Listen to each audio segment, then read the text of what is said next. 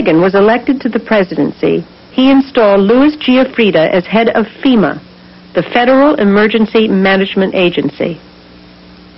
Giuffrida was an old cold warrior from Reagan's California days whose specialty was suppression of unrest and dissent. Giuffrida, North, and George Bush began to turn FEMA into an instrument of domestic anti-terrorism.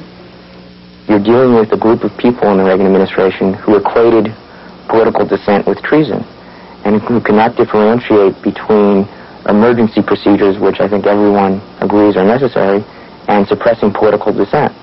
And with North and Poindexter and Casey, you had a group of people who saw Americans who disagree with them as the enemy. What they call a red or blue list. Those on the red list will be woken up at 4 a.m. and taken to the camps and probably killed. There's concentration camps. In 1984, under Ronald Reagan, he signed a bill that turned the King Alfred Plan into Rex 84 to include not only people of color like black people, to include the Latinos to be rounded up. It's called Rex 84. Through Rex 84, they can turn their Navy and Army bases into concentration or prison camps. If you don't believe me, check out the Fort Dix camp in New Jersey. It's called Rex 84. This stuff is legislation, folks. We didn't make this up. Congress know about this. The Senate know about this. They haven't told you because if you knew, the whole earth, the whole America would be in a state of emergency right now. Civilian labor camps. Huh? They got civilian labor camps all throughout the U.S. The largest one is in Alaska. Yes. That's a fact. Yeah, I've seen one in Halton, Maine. I need you to say, come here, come on, man. Talk to me, brother. Come on. Yeah, man. I'm just say it. Say it again. He's right. Like, I lived in Maine, and then in Halton, Maine, it's a civilian labor camp. It's funded by the government. And basically it's this big fenced off area with like watchtowers in this field, and it's got this big building that looks like a prison.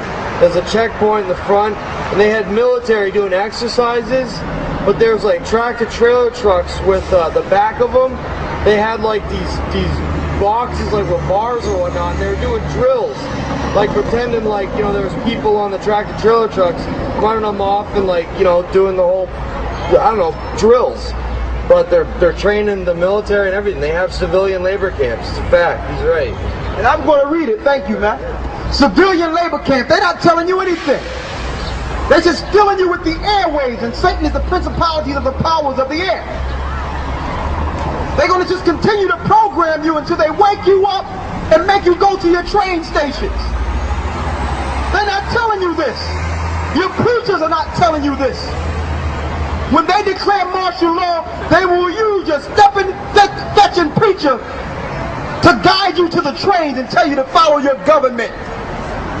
That's what's about to happen, man. And because you trust your preacher and think he's a man of God, you're going to follow him to your death. Christ spoke of these camps. Christ spoke of those that would follow him would have to go through persecution at the end. So we out here begging you, man, to understand and wake up, man. Begging you. We're going to lose so many people, brothers and sisters. You're going to find out your government is at war with you. They're at war with you. They're not looking for Al-Qaeda. You is Al-Qaeda. Thank you. They're at war with you, man. Here it is, they say they're chasing people with turbans, but yet now they're locking us up under terrorist legislation now, calling us terrorists now. They're not looking for people in turbans, man. We are the terrorists. There's more. The red list. Here's the people that are placed on red list. I know we're on the red list, but I'm going to read it. These people are the enemies of the New World Order.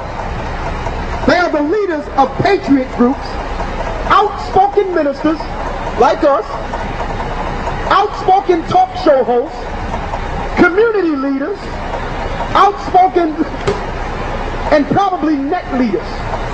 These people will be dragged out of their homes at 4 a.m. and will be taken to FEMA detention centers and killed. Now don't say it can't happen, because ask the Jewish people, can this happen? And like I said earlier, if they did this to their own, what you think they're going to do to you?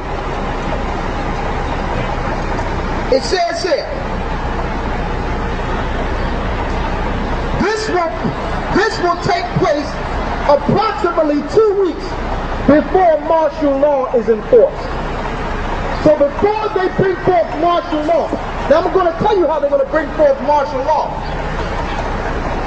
Our government, the same one that let 9/11 happen,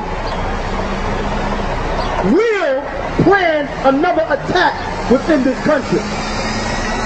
That's going to bring forth martial law. And I'm going to show you how all this links to the Bible.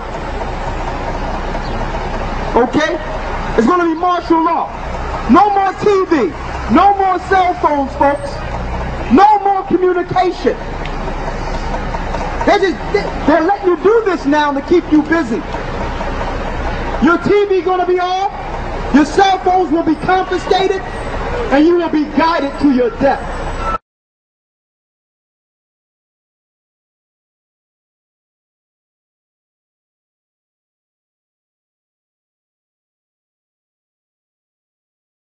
Go ahead. This is on another subject. We have a very great problem in this country today, and I wonder if you would use your leadership to counteract the rumors, the rumor mongers that are abroad in the land who are spreading all these rumors and scaring people to death.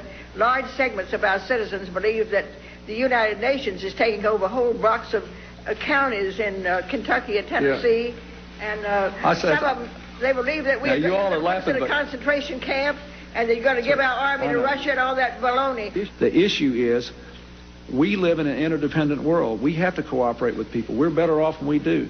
We're better off with NATO. We're better off with the United Nations. We're better off when these countries can work together. So I just think for folks that are worried about this out in the country, they need to be thinking about how we're not going to give up our freedom or our independence, but we're not going to go it alone into the 21st century either. We're going to work together, and we have to. This is the south side of Chicago. This is an area set up as a FEMA camp. This small enclosed portion of this camp is designed solely for the purpose of maintaining people who are against the current administration. They had 200 people in this small cage, and you can see that they have other supplies for furthering their detention.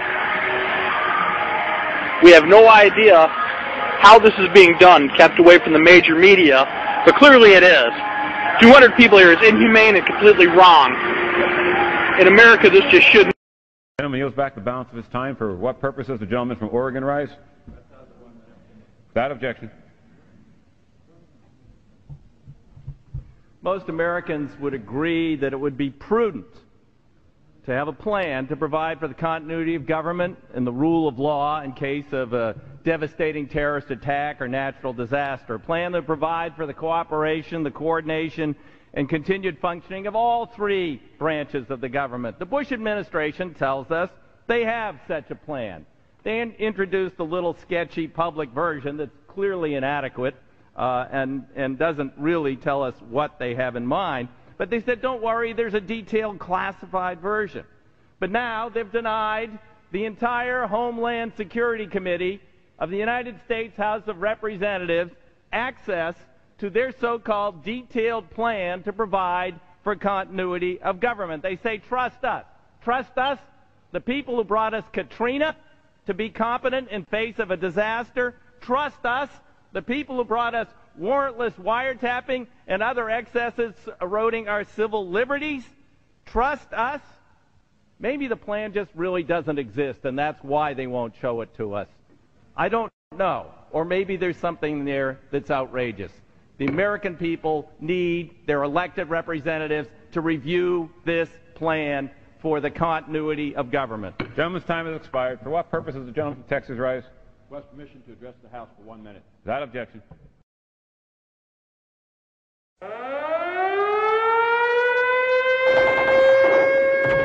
While I have no doubt that the NWO creators at the CIA have their own list of people to round up and terminate, the actual proper agency behind the now infamous Red Blue lists is none other than FEMA Black Ops.